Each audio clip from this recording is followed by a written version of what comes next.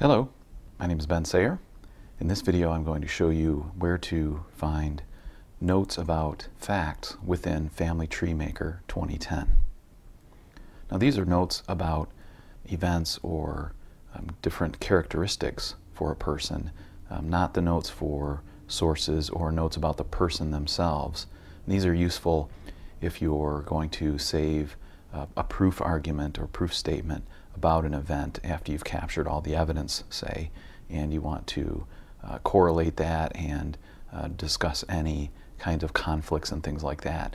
The event or characteristic notes, what Family Tree Maker calls fact notes, is a good place to store that. Now it's also important to know where to find this. If you've imported a GEDCOM from another package, you want to know where to find those notes that came out of those things.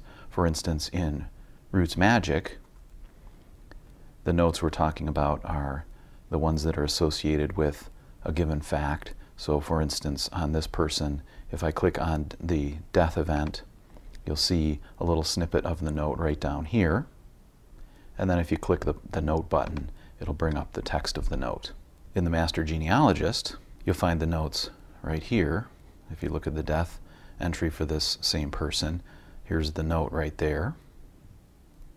And then of course you can open up that event, and in this memo field right here you'll see that note about the death. In some of the Mac software, like Reunion for Mac, you'll see, if we open the person's record and then the event and select the death, right here in this memo field you can see death here from Tombstone. That's the note. And if we double click it, you'll see the memo field here. In iFamily for Leopard, you'll see the note here, wherever the event is, if it's birth or death, or if you click the events button, and if I scroll down to death, you can see here in this notes, it's the same note right here. So you just need to look for the event or the characteristic. And within Mac Family Tree, I've got this person pulled up, and I just need to open up their death entry, and you can see down here under the Notes tab, with that selected, that the note is there. Now that you know where that can come from in a GEDCOM that you import into Family Tree Maker, you want to know where to find it. And this one's a curious one because it's off by default. And so let's navigate to the person's record, and then if I select the death entry here,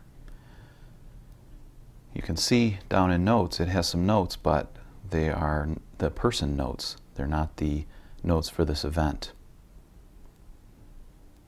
And we've got some sources listed here, and they may or may not have memos, but we're not seeing the note about the death year coming from the Tombstone.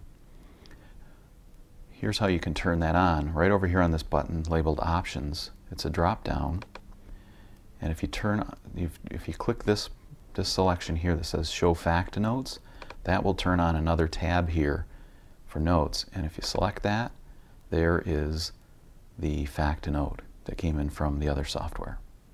Now I've got one caveat that I want to tell you about, that although these fact notes will export into GEDCOM from Family Tree Maker, I found that if I included a symbol within there, that it would silently fail to include the actual text of the note. So for instance, if I am editing this note and I click symbol and add one of these symbols, say I've got some purpose to insert one of those, now that that symbol is inserted there, if I were to export this GEDCOM, none of this text would be included in that note record. There would be an empty note record for that person. So they've got a little defect in there. So make sure you're careful about your use of symbols in there until Ancestry fixes that bug.